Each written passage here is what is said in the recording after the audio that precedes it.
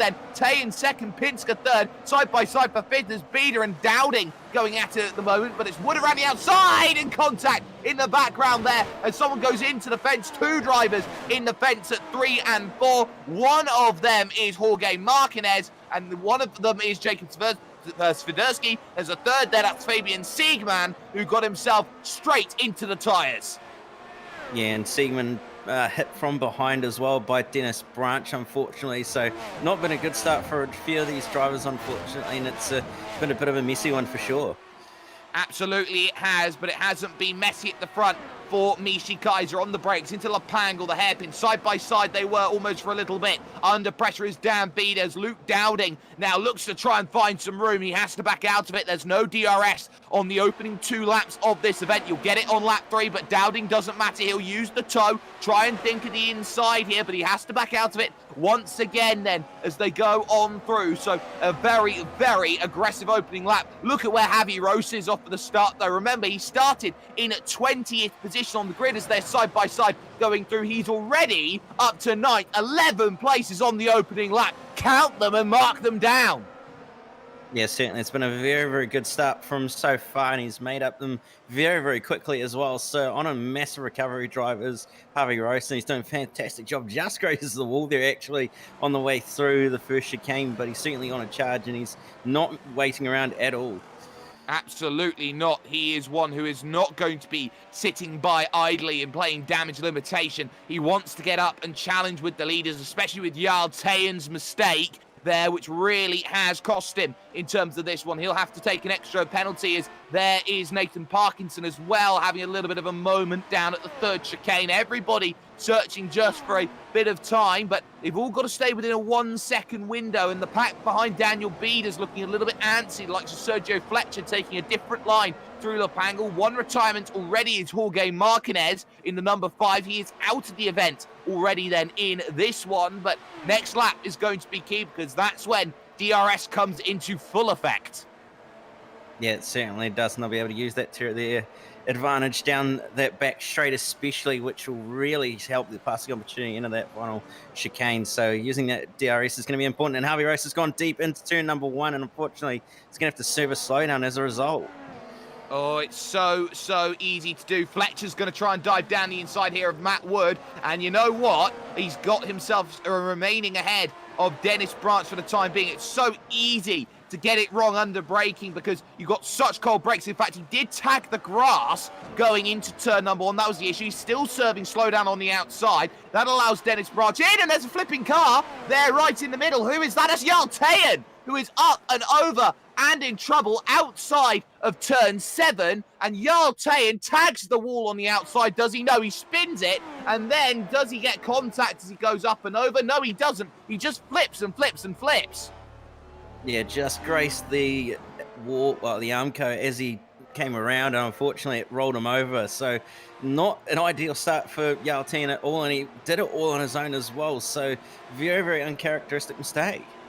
And he had a slowdown penalty, a drive-through penalty to serve on that lap anyway, but that effectively means he takes the tow, and it's real damage limitation now. He'll lose a lot. Kaiser leads, Pinsker in second, Volstra is in third, Bieder is now promoted up to 4th, and looking at all of the drivers who want to make some places, this has been a race where a lot of drivers have run into troubles early on in this one. That includes the likes of Jorge Martinez, Marlon Mordan, Fabian Siegmann down in on the lane right now and probably out of this event as well. Jarl Tayen, that makes it 4 in the early going. So not an ideal start here, but all of a sudden, here's Luke Dowding trying to go to the outside on the third chicane. That's going to be a difficult place to get that one done there on Daniel Bieder. He's not going to find the chance just yet. He does have a lunge into Lapangle, but you traditionally need to think about waiting at that section because now you've got DRS, you can have a real run, as in fact, wide goes one Mr. Bieder, the Israeli driver, and this is going to allow Dowding the chance now to really rattle through the gears. Yeah, not quite sure if that running wide was intentional or not, but Dowding's going to have the DRS on the way down to the final chicane, and he's going to use that to his advantage. But Bieder's not going to give it up easy, and he forced them off the road in an act of desperation. So Dowding's going to have to serve a slowdown there. He's probably going to drop in just behind Sergio Fletcher, if not Dennis Branch. But unfortunately. That is the way he did, and he certainly didn't make that easy, did it?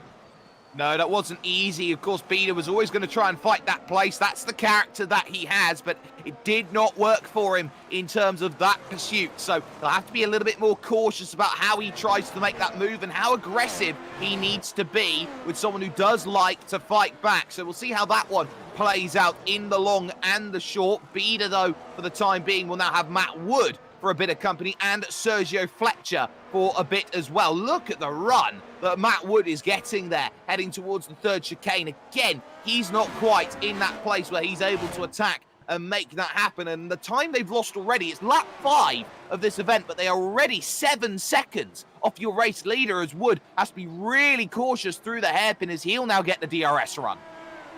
Yeah, it's an interesting line that Beta's actually taking by the looks of it, and running wide is intentional, just probably to try and square the corner off and get the run. But Matt Wood blows on by with DRS, like Beta's standing still. So position gain there for Wood.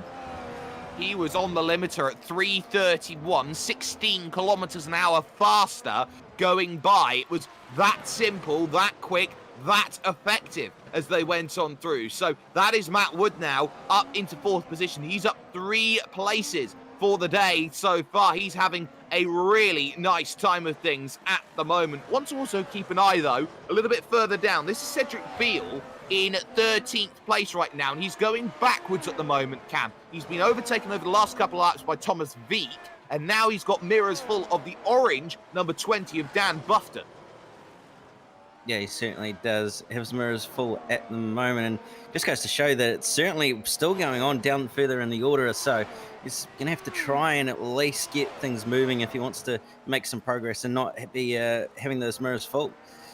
And of course, that progress is going to be very heavily documented as they go on through. This is lap 6. They'll be opening up the pit window at around lap 15 at the very earliest, you would have thought, but most drivers will be looking to try and go a little bit longer than that, get to about half distance so that they don't have to really worry about their tyre life too much. And it seemed like on the qualifying laps, trying to go really aggressive, they weren't losing too much life out of the tyres. So this might be one where we go soft and see how that one all plays out. But for the time being, keep an eye out as Javi Rose has just got the move done through into turn number 1, getting by on Dennis Branch there in the blue flag racing car. A pass for 8th place, and a crucial pass at that for Javi Rose into 8th place, who closes back down on his main rival, Tom Bolstra, in the number 7 car, who is 3rd at the moment.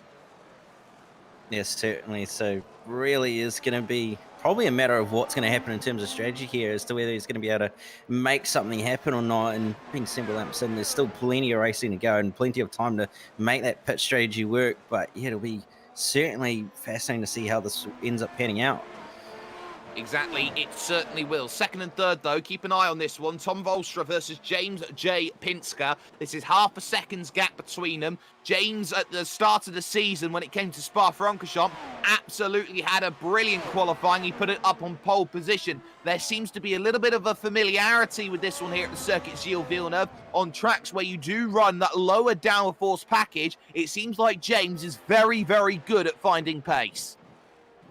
Yeah, he certainly is. We've seen some rapid pace from him as well in these low downforce sort of circuits where he seems to be able to trim the car out enough to the point where he's got tons of straight line speed, but also got enough for the corners. So seems to be a little bit of a knack that he's got for these sort of tracks, but certainly it's going to be a little bit of a waiting game, and he's really going to have to try and push here if he wants to catch up to Messi Kaiser.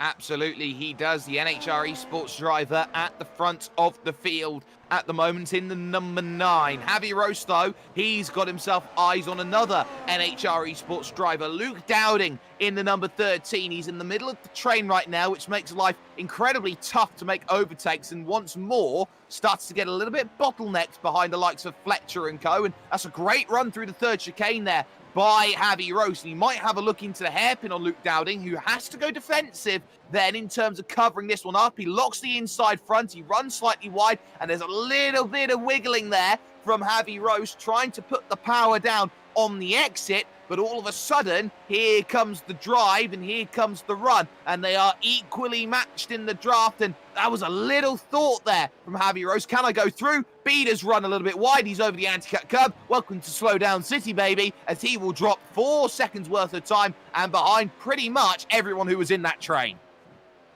Yeah, he certainly will. And again, it's just those slowdowns really impacting a lot of drivers here with the fact that they're just pushing a little bit too hard, trying to use all that curb and trying to find a little bit of extra time as well. And unfortunately, it's causing them a lot of trouble and doubtings in the wall.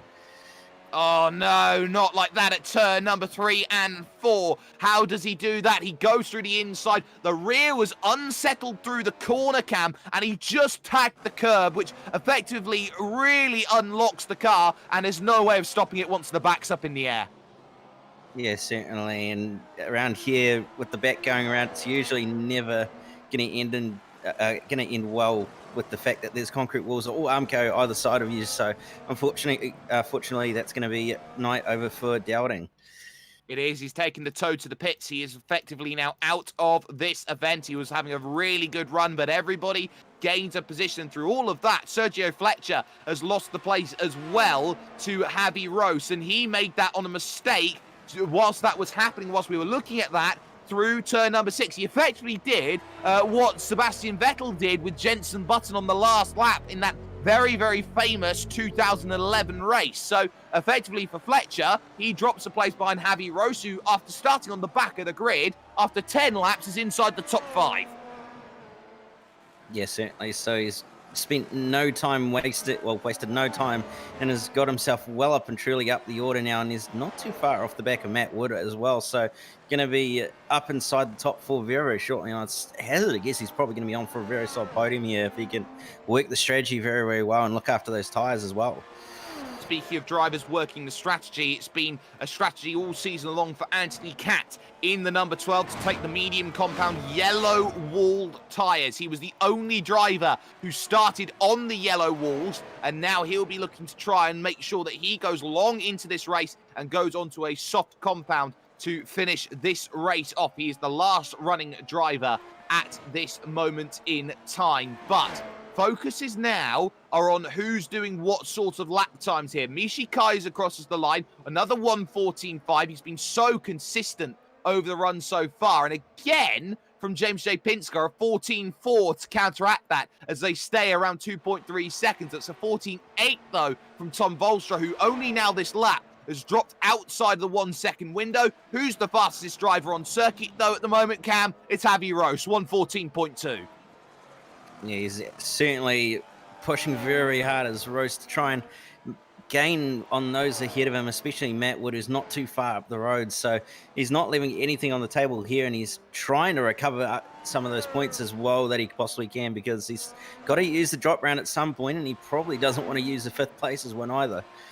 He definitely does not. Thomas Veek here has started to close up. This is the battle now for 10th place in this race. Reinaldo Augusto, the Brazilian, holding that place at the moment, and this one could be one to keep an eye out on, especially coming up to the pit stop cycle, which will be coming up in the not too distant future. Veek will definitely want to try and get on through quickly, but as is this place, you effectively spend laps trying to set up this one run, or these 2 runs, so to speak. DRS on this straight here, going towards the final chicane, and then, of course, that run going towards turns 1 and 2. And that final chicane does not get enough credit for how difficult it is. Wall of Champions aside, Cam, that is a place where it can very easily fall apart. Yeah, it certainly can, and it can fall apart very, very easily if you just take a little bit too much speed into that chicane. In fact, there's a number of corners here where you really can't afford to take a little bit too much extra speed as well. So it's a very, very difficult track where precision is really one of those key things that you've got to make sure that you're able to do lap after lap and don't put yourself in the wall.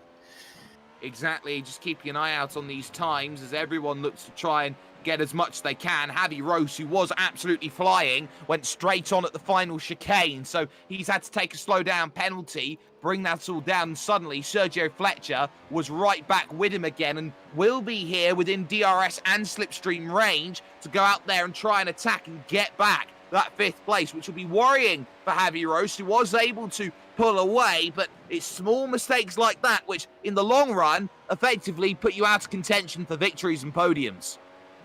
Yeah, certainly they do, and that's not where you're going to be wanting, especially in a championship like this where it's just so close and points are so vital every single week and time out that you really just can't afford to be making mistakes and having those sort of areas where you end up losing points or having DNFs. Exactly, and that's going to be something worth keeping in mind at the moment. Tom Volstra has found his rhythm back on 14.5s at the moment. James J. Pinsker's had 2 not too brilliant laps here, has dropped back to 2.8 seconds behind your leader, Mishi Kaiser, who only now has just dropped his times down to a 14.8. So that's going to be something to look out for out of the front 3, because this pit entry as well, Cam, so difficult to get right. You go from 330 kilometers an hour and you are jamming on the brakes, hoping that you hit the marker in time. Yes, certainly. And there's that other factor of the fact that if you're in traffic, you're not going to have as quick of a pit entry as someone who's in clean air, because of the fact that you're going to have to jump on the brakes a little bit earlier to not run into the driver ahead of you, and making sure that you end up getting into pit lane as nicely as possible without causing any sort of carnage. So it is one of those things where you've really got to time that pit entry as best as you can to make sure that you don't speed and then also don't run into the driver ahead of you possibly.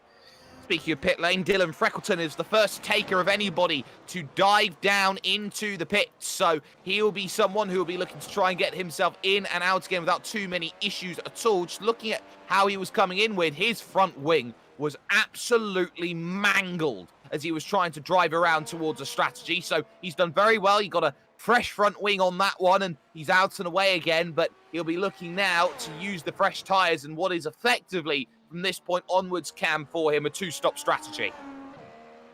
Yeah, it certainly is. Though if he can make those tyres last, he might just be able to do a 1-stopper here, but it'll certainly be a big ask with the way that it is going to fall probably. So it'll be interesting to see what happens and whether he's going to be able to do a 1-stopper, but certainly going to need to push on now to try and use that undercut to his advantage.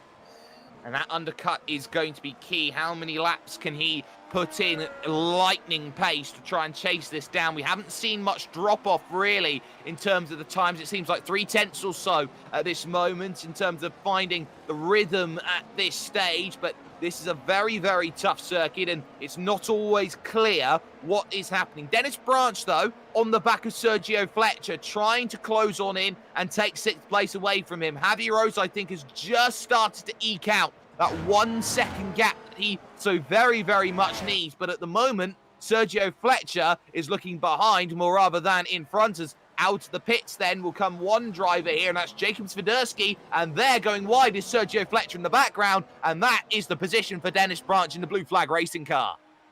Yeah, and just locking that inside front for Sergio Fletcher unfortunately forced him wide, and it's very easy to do there, especially when you're trying to get the car to the right-hand side and trying to brake as late as you can. So Fletcher with a mistake then, that's going to hurt that inside tyre as well, possibly. So he's going to have to try and nurse this back along as far as he possibly can without hurting it too much more. Absolutely, and it's all about trying to nurse away home. This is a very difficult car to drive. There's a reason why you need an A license for the McLaren MP430. This is about driving a car to the limits. As out of the way of Dennis Branch goes Jacob Swiderski, 1 lap down at this moment in time. Those other battles, of course, behind still going on. Augusto and Augusto and Veek going at it. Parkinson and Bieder are close together as well, as they look to try and work things out on track. But second and third, they're not breaking away from each other at this stage, and I think this might have to come down to strategy and who decides to pit when. This could be one of the few tracks where an overcut might work, Cam. Yeah, it certainly could be one of those tracks where it might just work best, and especially in the sort of situation where you're using those rear tyres a lot to try and get the traction off the corner, and then using those fronts as well to try and help you through a lot of these corners where the tyres are going to be scrubbing quite a lot. So could very well be that the overcut is going to be the preferred strategy, but we'll have to wait and see.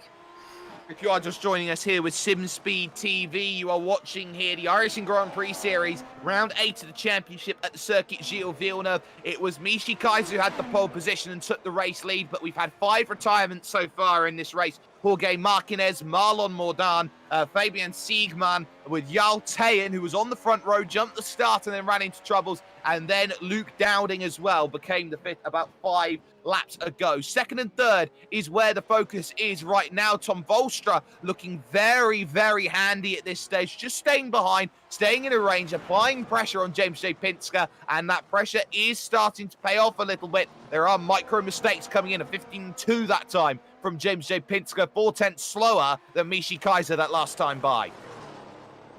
Yeah, possibly also could be a little bit of tyre drop-off as well. So we'll have to wait and see as to whether he is starting to struggle on those tyres or whether he is just starting to make some ever so slight mistakes with the amount of pressure that he's got. And Volstra's all over the back of him now. So going to be probably a move this time around down the back straight, I'd say, from Tom Volstra to move it into P2. Well, he's got to find the apex first through the third chicane. So I believe you need to put an apology in there, Cam, because that was a very, very nice curse. Yeah, it certainly was, and he's definitely done some apex hunting there for sure to have missed it as far as he did, but he's going to be still within DRS range, I'm pretty sure. Yes, he is, so he's going to be able to gain that lost time back down at this back straight this time by and down the front straight as well, so not going to be too much of a loss, but it certainly could have been closer and would have preferred to have got the moved on the slap.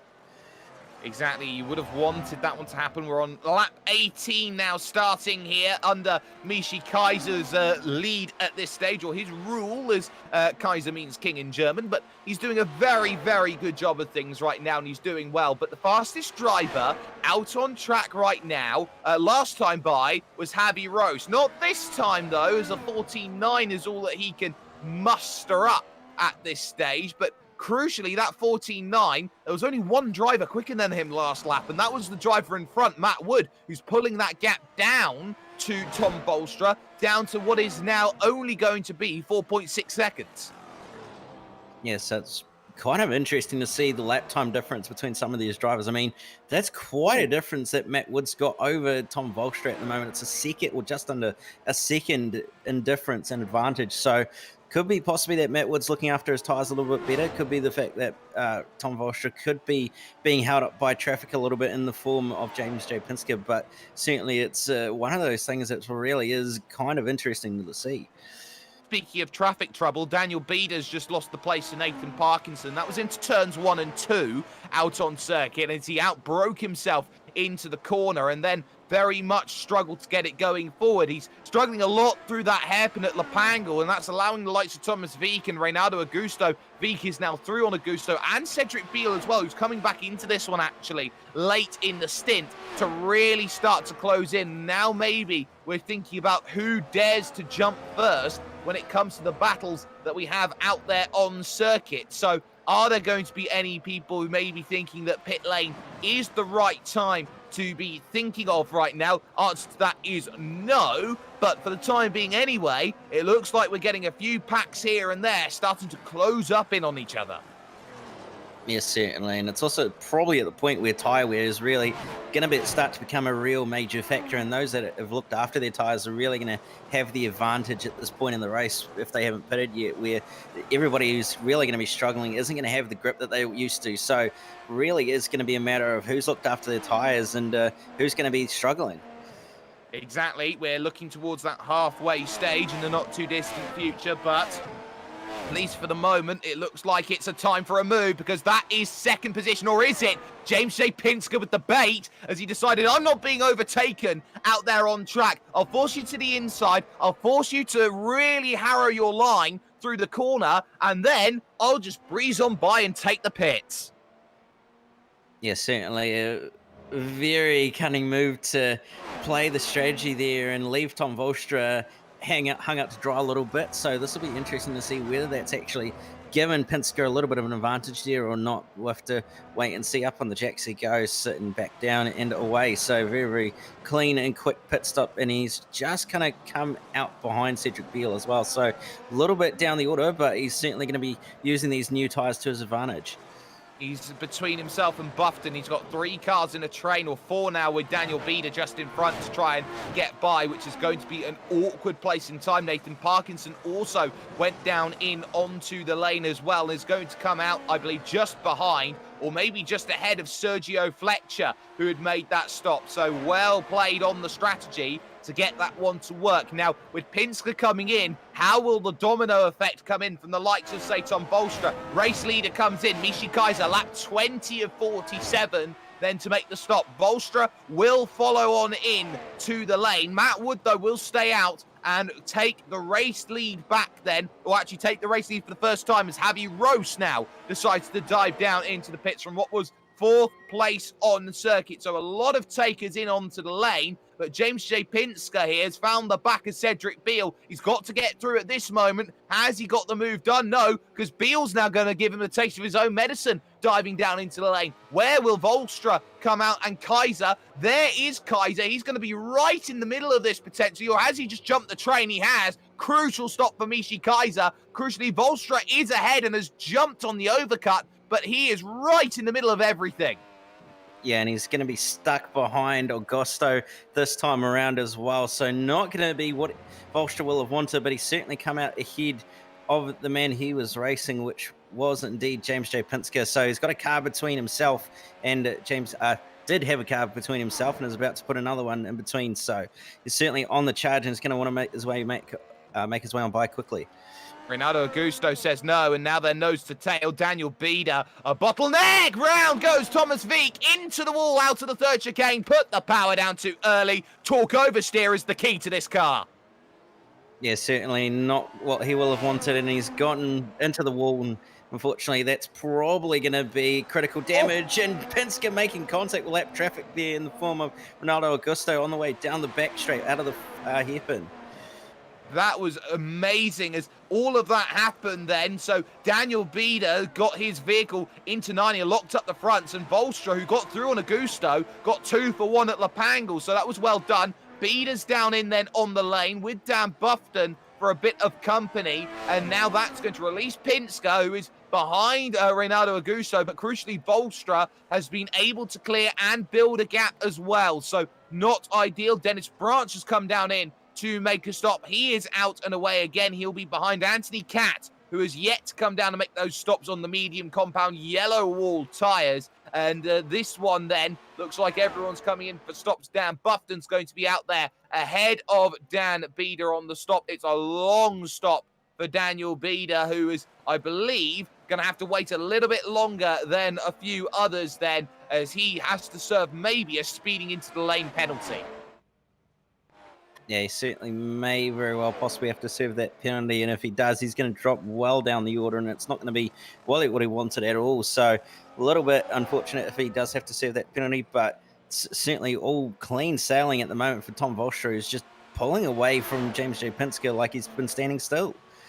Thomas Veek is also in the lane with something very, very similar in terms of potentially damage on the car as well. So they've both been in, out and away. Finally will go Daniel Bieder. He'll be with Dylan Freckleton now from now to the end of this race. Matt Wood has come in and out again, and Wood here has got the jump on Pinsker. So look how much James J. Pinsker's been held up. Matt Wood has managed to jump him in the stops, and suddenly both of them will be looking back at Javi Rose thinking, well, if he's got pace, we could be in a little bit of trouble from now until the end of this one. Kaiser leads now by the tune of about 4.5 seconds out there on track, and it's only looking like it may increase. Yeah, it's certainly looking like it's going to be increasing every single time by. So Volstra really just needs to put his head down and pull away from these drivers behind him. But certainly it's going to be more or less Michi Kaiser's race to lose by the looks of it if Volstra can't keep up. Dennis Branch wants through on Anthony Catt. It's old mediums against new softs, which I think is only going to go one way here off of the exit. Good drive from Dennis Branch, and Anthony Catt, he's not going to play the waiting game or keep someone in suspense like the US election for about 5 days. That one is an easy move, and Dennis Branch gets the place then and jumps up one more place, and you can really be quite satisfied with that sort of move being scored complete then in this one. So in terms of retirements now, Thomas Veek is joining the crew on Retirement Central. Now 5 retirements it's now 6. We're down to 15 runners, 14 on the leading lap here at Montreal. And are we surprised to see so many retirements, Cam, around a street circuit? I'd say yes and no, but at the same time, it's more leaning towards yes because of the fact that it's a street circuit and it's one of those tracks that is quite tough to get right every single time out. So it really doesn't come as much of a surprise, but it is one of those things that really just does happen around this sort of track where there's walls either side, there's going to be crashes eventually. There certainly are. We've got a great battle going on at this point in time, both for 10th, 11th and 12th. It's Cedric Beale with Reynaldo Augusto behind and Dan Buffton clinging on to the coattails also. All three of these drivers have gained places in this race. They're up at least 4. Buffton's up 5 places and they are line astern right now, fighting for one top 10 position. Yes, certainly. Yes, fighting for that one top 10 position, and it's pretty obvious who's going to want it. But Swiderski's had a moment, and he looks like he's had a slowdown on the way. No, he's actually barely clipped the wall out of the final chicane. Wall of Champions then, so Swiderski getting it wrong. We'll get a look at this one brought to you by Motum Simulations. Now, Jacob Swiderski was a lap down, and he's just trying to put the power down on the exit. The car snaps sideways, and the rear right tyre does brush with the Wall of Champions, and he does get away with it to drive through for another day. So able to continue on going. He is the last runner in the field in 15th place, and he's not having the best day in the world, and that pretty much would have summed everything up. Yeah, it certainly will have summed it all up in the end, but so really just one of those things where he's just not had that good of a day, and he's going to be using this one as a drop round, I think, based on how he's been going in this race. But that gap between Penske and Wood has really closed up in these last few laps, and Penske going to have DRS this time by, so he's going to be able to close that gap even more. But really has come down that gap, hasn't it? Even though they're running pretty much identical lap times. Exactly. It was 1 second when they last crossed the line. It definitely doesn't look like that anymore. Matt Wood a 14.7, a 14.1 from James J. Penske there, really putting the pedal to the metal at this moment and wanting that spot back on the podium. Matt Wood, though, in terms of this season, has had some really good drives, but the issue has been closing out races. He's crashed out twice at least this season from positions inside the top 5. Yeah, certainly, and it's not really been the season that he probably would have hoped for with those sort of results. So he's just trying to recover and make up for them, I guess, with the fact that those results are probably going to have been in his drop around pocket. But certainly it's all about just making sure you gain points here as Nathan Parkinson is getting up and close and personal with Anthony Catt at the moment, who's still struggling on those medium tyres and just can't quite seem to make them work. Runs a little bit wide, unfortunately, and both of them do actually. Well, that's the case of following the brakes, and Sergio Fletcher, if he was a little bit closer, could have had a 2-for-1 offer there to get past both of them. Anthony Catt's going to go really wide and surf the slowdown that way. That's a bit cheeky because he'll get the run off the exit here, and they'll be side by side as they go on through this next section, the Casino Straight alongside the St. Lawrence River, and just like that, Nathan Parkinson will get the move done and will move up a position into 7th position. If you're Anthony Catt at this point, when do you say stop the count? It's a very good question, and I don't think there's an answer for it. I guess just whenever it's possible, really, because you're not going to be wanting to lose any more positions here. And finally, he's going to have someone who's on the same tyre compound as he is behind him. So really isn't going to hopefully lose too many positions here, but he's still going to need to push on and try and look after those tyres.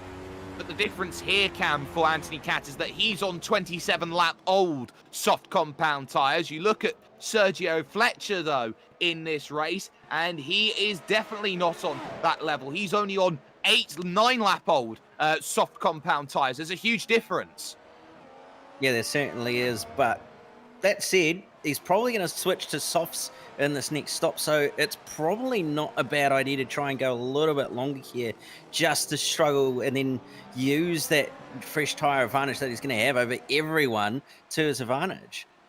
Well, that definitely looks like it could be the case, and we'll see how that one looks to go on and how long you leave it out there on the soft compound, which you can get a lot of life out of then in this race. No changes between them for the time being, but At the moment, it is all about third and fourth here because James J. Pinsker on the back is now really starting to push Matt Wood to go a little bit faster, and the pair of them are the fastest two out on track at this moment in time. Nobody is faster, and you can say that they are both trying to claw back to Tom Volstra, who's only 2 seconds down the road.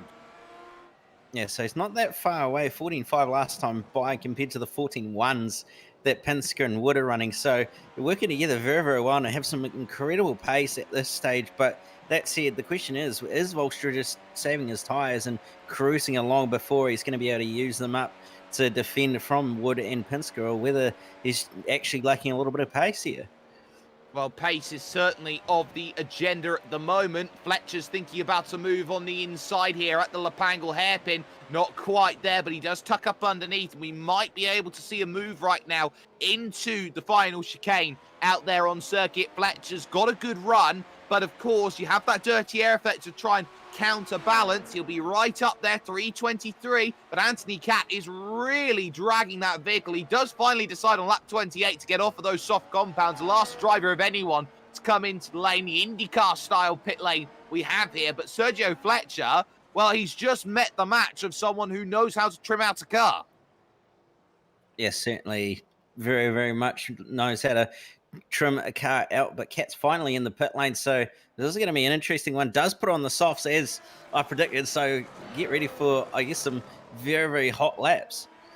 They will have to be hot. He'll be coming out ahead of Daniel Bieder, and he'll be trying to chase down to Dan Buffton here in the later stages of this race. I think Anthony Catt's strategy, though, has not paid off here today, as it has done maybe in some other races where tyre degradation was a lot higher. This is your race leader, though. He is Michi Kaiser, does a 1:14.2 coming over the line. His lead margin right now is 5.5 seconds over Tom Volstra, but Wood and Pinsker there was the fastest of anyone that last time by. He just put a 14 flat down on the board. It's 2/10 quicker than the nearest challengers at this stage. Dylan Freckleton will come in for a second stop. Yeah, I do possibly wonder if that's due to a bit of damage, because I did see him hit the one. It looks like he's getting a front wing. Yeah, he did pit quite early as well. So possibly get some new tyres on that car, possibly also get a little bit of damage. He was there for a little bit longer than normal, so it did look like that front wing was getting changed due to it being damaged. I tell you what, with Dylan Freckleton right now here, Cam, he'll need a wing sponsor right now, and it seems like every time he's coming into the pits, he's getting a new front one. Yes, certainly not so ideal to be getting your front wing changed every single pit stop that you make, and it's certainly going to need some, I guess a carbon fiber sponsor would actually be the best one because of the fact that the wing is made of that. That certainly would be the case. So if there are any carbon fiber sponsors out there who are looking to get yourself onto a sim racing car, talk to Dylan Freckleton. He'll certainly help you out. Meanwhile, though, in this one, the battle still continues for 8th, 9th, 10th, and 11th. And in fact, Cedric Beale now has dropped 2 places over the course of that last lap, falling behind Buffton and falling behind Reynaldo Augusto. Why is that, you may ask? Well, it's the classic, I missed the apex, the last chicane, and have to take 4 seconds to slow down. Yeah, it certainly is that classic talking point of the whole slowdown. But again, it's just one of those things that seems to be a common theme here at Montreal when you're trying to push so hard and trying to extract the maximum amount of pace you can do. Here's my question. Are the track limits around here for slowdown penalties a little bit too aggressive, Cam, when you consider that you can be driving on through and you get 4 seconds worth of penalty, and it effectively puts a massive, massive end to any battle that you've got, because not only are you losing those 4 seconds of slowdown, you're losing the time to get back up to speed again? That is a very, very debatable answer. I guess it would be in some cases, yes, in other cases, probably not. Although I guess it does depend on the car at the end of the day. In some cases where you are really abusing the curves, and in other cars where you can't really use them and you end up losing more time using them than you do actually cutting the corners. So yeah, it's really one of those things that's guess whether you're going to be able to do it or not. Gap between Matt Wood and Tom Volstra is down to 1.5 seconds. Matt Wood is in the 1:13s, putting lap times in, and this is starting to get a little bit concerning for Volstra and Kaiser. Both are being caught. Kaiser, though, definitely not being caught by enough at this stage, but is being kept honest by these three behind. Three drivers fighting for 2 places on the podium. That never ends well. Yeah, it certainly never ends well, but it'll be an exciting finish at least if it goes that way. So we're going to have to wait and see how quickly this gap comes down between Wood and Volstra, and whether Volstra is going to really be able to hold them off or not. Well, we will see. Down at the hairpin, try and get a run off of the exit then. It's a really good run, actually, that time from Matt Wood, who is really starting to find that rhythm, and he's hoping he's going to be within that 1 second margin very, very soon in the next few laps, going through that final chicane and getting a good drive off of the exit. Those times, again, are going to be worth keeping an eye out on from now to the end. 14.1 from Volstra, 14 flat that time from Wood, and a 14.2 from Pinsker. It's now 1.4 seconds, and you feel at 1 second, it's going to be enough to chase on down in terms of the battles that we have out on track. In terms of anything else that's going on of note, of course, Beal, Buffton and Gusto we've talked about a little bit, but it's quite spread out for the other drivers. 10 seconds, for example, between Kat and Daniel Bieder at this moment in time. And, of course, a big gap between Swiderski and Freckleton. Yeah, so again, it's really, for a lot of these drivers, it's just going to be a matter of trying to manage tires, but some really just are going to have to try and push on hard. Likes of Cat is using those tires to advantage, but probably not quite as much as he needs to be at this stage, with the likes of Freckleton ahead of him, who's running a lot slower. But yeah, it's certainly one of those things where anything can happen between a lot of these drivers in their battles. It's worth noting that Freckleton is 1 lap down at the moment. Anthony Cat is a full 16 seconds off of his nearest competitor. That is Cedric Beal, and you'll be hoping that the cliff comes into play in terms of tyre life drop-off. But again, Matt Wood jumps into the 13s. The gap's down to 1.1 second all of a sudden here for one Mr. Matt Wood, and he is really starting to put Tom Volstra in a very sticky wicket, I think is the right way to call it, because you've got James J. Pinsker as well, who you could have to say, with a 113.8, is being dragged along here in this one. That was his fastest lap of the race so far, and not only that, it was the fastest lap as Javi Rose has gone around for an oopsie daisy at turn 4. Yeah, he certainly has. Luckily, he actually has hit the wall, and that's unfortunately not going to be what he needed at all. Crumpled the front wing. Doesn't look like the car is driving straight either, so going to have a bit of front right suspension damage, and that's probably going to be race over and a lot of championship points lost. It depends. He's got a gap, though, to come down in and stop, but he's going to be right in the middle of Branch, Parkinson, Fletcher, Augusto, Buffton, Beal. That's not where he wants to be after making up 15 places in this race and having a really good run of things. Javi Rose will know he's thrown an opportunity away of what was effectively, at that point there, Cam, a guaranteed top 5. Yeah, it certainly was a guaranteed top 5, and it was going to be an all right haul of points as well. But he's at the wall again, at the wall of champions. So really is struggling with that car at the moment, and it's looking very much worse second hand. He looks like he's got himself some a black flag. His lap time did not count. So I think Javi Rose now will definitely have to come down in and make a stop. Look how much time he's lost. The gap down to just 8 seconds now between himself and Dennis Branch. And all of a sudden, Javi Rose is seeing points just evaporate from him. Meanwhile, Tom Volstra, who's his nearest challenger right now, it was 80 points coming into this one. He is in a fight, a real fight now for points and places. Volstra has got to keep behind Wood and Pinsker. Yeah, he certainly does, and Wood's going to have DRS this time by down the back straight. Volstra's not going to go defensive. Wood pulls to the inside on the way down to the final chicane. Doesn't actually get the move done, surprisingly, so no move on the way into the final chicane, but going to try and set it up for turn number 1 here is Matt Wood. Not quite going to be close enough again, so Volstra's going to stay in front for one more lap. Well, he's got to stay ahead for 12 more laps around this circuit Gilles Villeneuve. This, a wonderful, wonderful venue for street racing, as these drivers, 2nd, 3rd and 4th, continue to have their scrap. Javi Rose is staying out from now, hopefully, until the end of this race. It seems no, he's going to stay out as long as he can before he needs to come in and pit, and he will need to come in and make that stop. Otherwise, he will be disqualified from the race. He is not close enough to the end of this event. Your race leader, mind you, has led all bar a couple of laps here in this one.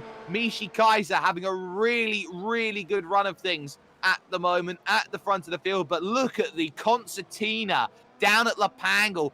Tom Volster in the fiercely forward car, he's going to be under pressure. He's going to have to think about which line he wants to take here. And once again, he is taking the line, which is, I will take the natural line down to the inside. In fact, he lifted off of it there, heading into the brakes, which allowed Matt Wood the chance to go through. Maybe he can fight back here towards turn one. Yeah, could very well possibly do that, but the fact that Wood's going to have DRS means there's going to be no chance of Volkswagen trying to get the position back, so he's going to have to sit in behind Matt Wood for the time being, but Pinska's going to be all over the back of him, so he's going to have to be careful here that he doesn't get passed by Pinska, but he also tries to keep that advantage that he had to Matt Wood, but it looks like it's not going to be any time, well, going to be there any much longer because of the fact that it is evaporating very, very quickly. Avi Rose has finally decided he has to come down in. Why he got overtaken by Dennis Branch on that lap. Such was the time that he was losing. So Rose in the pits, and watch him tumble down the order here. This is a horrible, horrible moment for him. The good news is he can get fastest laps, but now he's behind Beale, so he's now outside of the top 10. And in fact, when he came down in, it looks like it was a drive-through that he had to go out there and serve for maybe incident points. Yeah, it could very well possibly be incident points, although I wouldn't imagine you'd be able to really get a lot of them around here unless you're really struggling for sort of car control. But certainly it's very, very odd. But Fletcher's got his hands full at the moment with the car of Ronaldo Augusto just behind him on soft tyres. Exactly. There was a huge wiggle from Sergio Fletcher. He ran wide through 6 into 7 and then couldn't put the power down coming out of 7 because he's been sliding the rears of those soft compound tyres. So, those medium compound tyres. So is that a case maybe of Ronaldo Augusto wanting to jump up into 7th place? We'll have to wait and see. For the moment, no changes 2nd, 3rd and 4th for the time being. But what is clear to see at this moment is that all of these drivers are struggling on tyres towards the end. Yeah, it seems to be a little bit of a common theme at the moment with the fact that tyre wear being as high as it is and they're really getting punished, that really it's a matter of trying to look after them as best as you can. If you haven't, then you're going to end up being on struggle streak for quite some time, especially later in the run like we're starting to get to. So you're starting to see a lot of drivers really being affected by tyre wear.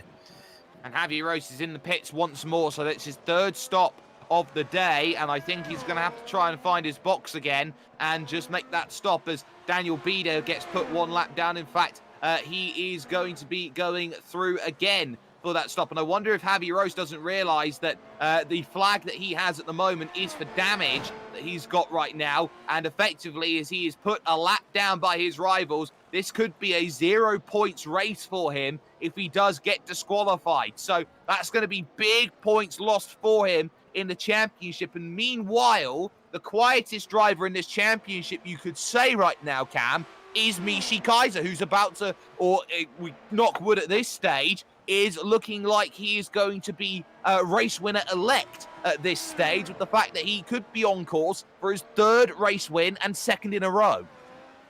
Yeah, it could very well be the case, and he'll want to try and at least hope that he can get to the finish from here and make sure he gets those points, because it really is going to be quite important. And Pinska has actually spun it out of the chicane, and he's actually hit the wall as well. So James J. Pinska, who was looking good, struggles on the exit, bang into the wall. Very similar, and in fact, he took 2 cops of the tyres of the Armco barriers there as well. So I think Pinska may be in a bit of trouble as well in this race. That could put Dennis Branch up into 4th position if Pinska does need to come down in and make a stop late on in this race. He's only at 3:08 on the straight, but he does continue going here in this one. He's going to manage the damage towards the end of this race. So at this moment, Matt Wood and Tom Volstra, they look like they're going to be on the podium here, but in what position, Cam? Yeah, certainly it's going to be what position is the big question between these two, and whether well, obviously someone's going to be the beneficiary in it all, but yeah, who it's going to end up where is really just going to be a big question that we're going to have to wait and see. Well, it certainly is. Javi Rose now is out of the race after all of what has been going on. I think that he didn't realise that his incidents or his black flag was for damage, and as such, because he hasn't gone and got the repairs on that damage there, I believe that he may have just been disqualified from the event after 3 trips down into the lane trying to work out why is it not serving, why is it not serving. So that is a shame for Javi Rose. He has really dropped the ball, and he'll be relying on the other results from the other strength of field events that have been going on this week to get his points this one. Yeah, and they're certainly going to be on the lower side for those other strength of field point races that he's done. So they're not going to be exactly the most that he's going to get, but it's at least going to be some sort of consolation to this week's points haul. Well, look at this battle now for 7th, 8th, 9th and 10th out there on circuit. Fletcher, Augusto, Buffton and Beale split by 4 seconds at this moment, and Sergio Fletcher on the medium compound, is the bottleneck that stops them all. He certainly is the bottleneck that stops them all currently, with the fact that it is a difference in tyres. So we'll have to see what happens here and whether Augusto is going to be able to get on by Fletcher or not. Well, he's got Buffton and Beale for company, which will not be ideal, but Sergio Fletcher will be seeing a massive haul of points if he can keep it here. He's up 1 for the day at the moment, and there have been a lot of questions on whether that medium compound has been worth it here, but the question will become in, say, the last 6 laps where we're in right now, will those yellow-walled medium compound tyres hold up, and will the red-walled soft compound tyres hit a cliff?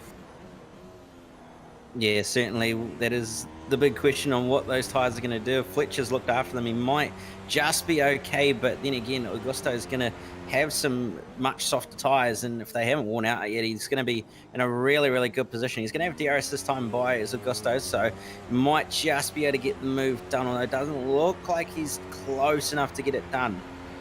Double DRS though, remember, he'll get it here on this straight, but he'll also get it on the next straight as well. On the brakes into that final chicane, and how good's the runoff for the exit? We've seen Augusto closing down that gap quite nicely, but ultimately he has not been able to close that one enough on this lap to go and make the move. He's got 6 laps to work it out. 42, which they're on now, 43, 44, 45, 46, and lap 47, the all-important checkmate lap. The final lap of this event, which at the moment has been wonderfully crafted by Michi Kaiser. He's done everything right when his rivals have struggled today. Yeah, he certainly has done everything right. Pretty much a flawless race for him, and really cannot be faulted at all with the way that he's been driving. Just looking after those tyres, putting clean and consistent laps, and keeping that car in one piece, really, compared to everybody else. So he's done everything that he needs to, and if he can just continue to do the same thing, he'll be on his way to another win. I tell you, someone who's definitely not safe at the moment in terms of current times, it's James J. Pinsker. He lost 1.5 seconds on that last lap to Dennis Branch, and he does a 17-1 this time by. Branch is not lighting the times on fire with what he's doing, but last time by, that 15-1 was good. This time across the line, it's a 15-5. So again, Dennis Branch takes another 1.6 seconds out of the driver in front. That gap is 11 seconds now with 5 laps to go. If it's 2 seconds a lap, Dennis Branch has a chance of forcing James J. Pinsker to yield 4th place. Yeah, so Pinsker's really just going to have to try and push on here and try and make sure that he doesn't lose any more time. It's going to be a very, very hard task for him to not lose any more pace, and he's really struggling. He's just gone off the road and is going to get a slowdown as a result at one of the chicanes. So really is going to have to just make sure that he gets it clean home from here and either decides to pit or is just going to have to keep on going. We were talking as well of that battle for 7th place. Well, that one has really dissipated here because Jacob Swiderski, I do believe, has been a cork in the bottle in terms of that one. So it did not work out. Sorry, it wasn't Swiderski that was the issue. I'm just trying to find out who it was that Reynaldo Augusto was fighting with. He was fighting with Sergio Fletcher, actually, for position. He got a great run, went to the outside, and effectively tried to turn in when there was no room, and that's why he's dropped back a couple seconds compared to Fletcher, and he'll have to work and try and get that time back again and position the car a little bit better. Yeah, and he's only going to have about 4 or so laps to do that as well. So he needs to get a little bit of a move on, does Augusto, to catch back up and then try again with the move. But it certainly looked like it was going to happen, but unfortunately it didn't.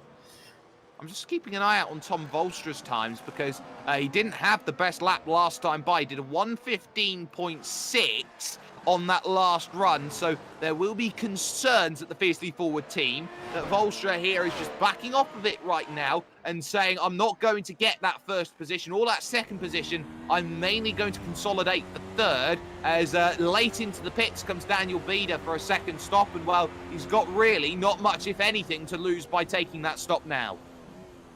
Yeah, he certainly doesn't, and he is the last car on, well, is the first car that is a lap down as well, so it's not going to lose anything. Yeah, and Buffton has lost it at the third chicane.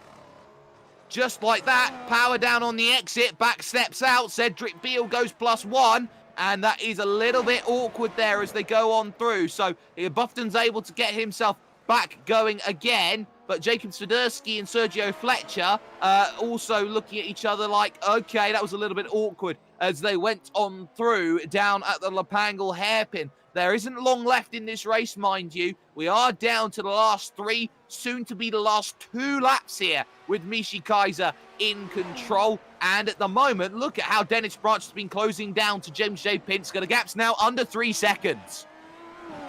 Yeah, the gap certainly has closed down dramatically over the last few laps, and Pinsker's actually not had a valid lap. Well, there's the mistake, and they're going through. Goes Dennis Branch on James J. Pinsker for 4th place with a handful of laps remaining in this one. We've got ourselves now just 2 laps to work on with Michi Kaiser at the front of the field, but there are still many places which can be taken away. Renato Augusto trying to be aggressive with Sergio Fletcher. Parkinson could take away past James J. Pinsker right now, as could Fletcher, Augusto, Beale, and you could argue a lot more as well.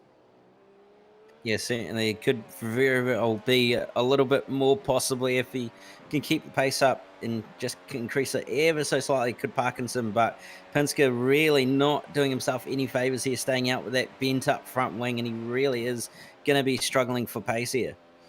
He certainly is. Fletcher. Oh, no. Sergio Fletcher running into troubles, and he'll drop places. He's into the wall of champions there on the right. Loses the back end on entry, and he tags the wall. Gets a big slide of power going, and he's now behind the lap car of Swiderski as well. So Renato Augusto gains a place, and Cedric Beale might want to pick that one back as well. Last lap starting then for Michi Kaiser at the front of the field, and it's all going on here in the mid-pack. Nathan Parkinson closing the gap down to James J. Pinsker. It's now under 2 seconds out there on track, down to 1 second almost here at this stage, and Parkinson will want that place, as now all of a sudden Cedric Beale will want Swiderski to get out of the way. PD and Q, who runs a little bit wide and slows everything up. Out of the way, please. I'm thinking about places late. And Parkinson now may just get that place and find himself a top 5 after starting in 11th place here for this one. This will be +6 for the day. He'll move to the outside to try and make this one happen, and there's nothing James J. Pinsker can do. He'll sit back behind, and Nathan Parkinson is inside the top 5, going on to start his final lap then of the race so far. But for Michi Kaiser, who rounds the Lepangle hairpin and will now take the drive on the Casino Straight, which will be on the right-hand side of the casino, left-hand side as you see it on screen, alongside the St. Lawrence River, where the rowing was done in the Toronto Olympics. Here is the final of the Montreal Olympics. Here's the final chicane. Here's the run. It's 2 in a row and a 3rd for the season. Michi Kaiser is king again. Yeah, and a flawless victory as well, with an absolute perfect drive, no mistakes, consistent, clean car, everything that he needed to do. Matt Wood's going to come home at second, and Volstra is going to come home on the final, be the final car on the podium. And Fletcher has had a massive moment. He certainly has, and it's at turn 3.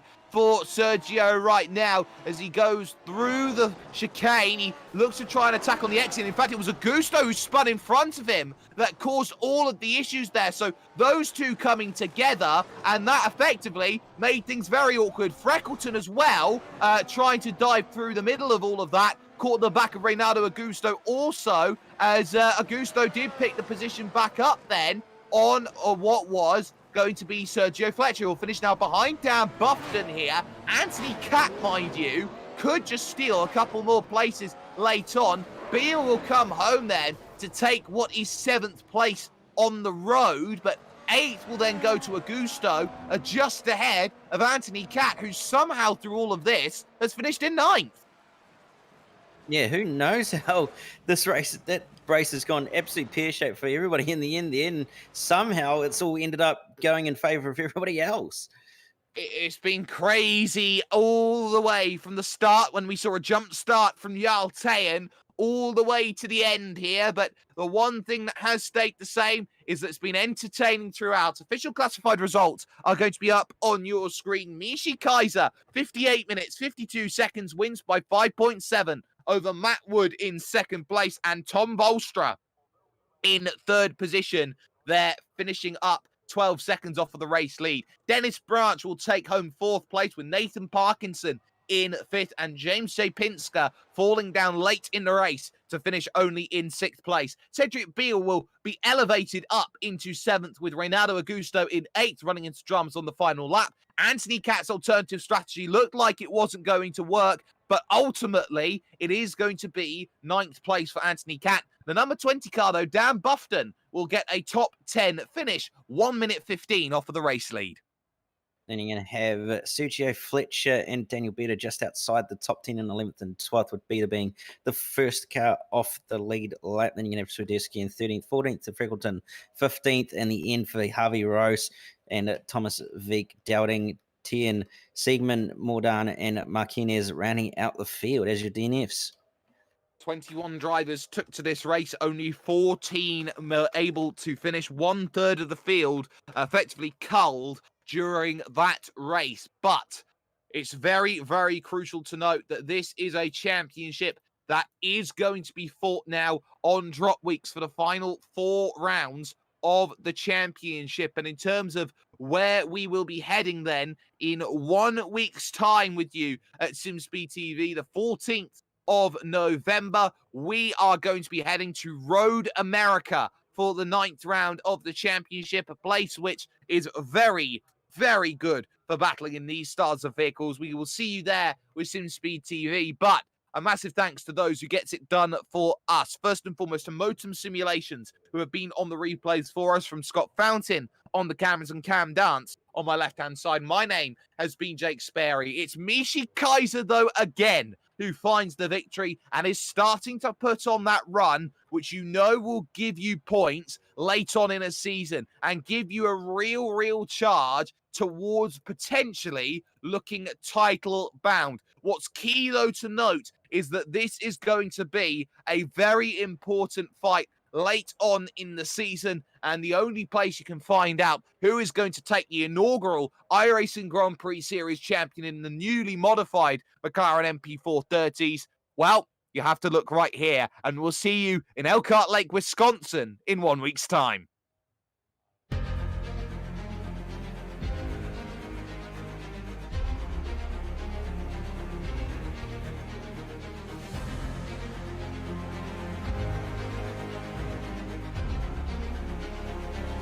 This is fantastic.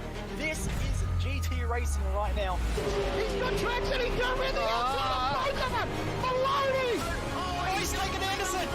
Anderson's up to Oh my god! Oh, big crash! Oh my goodness, half the field's gonna get rolled! Second very close. These guys are want to make their way through the field very quickly. Oh, there we go! Oh no! That's massive! This is it! This is over! I can't believe this! Oh my god! God, what?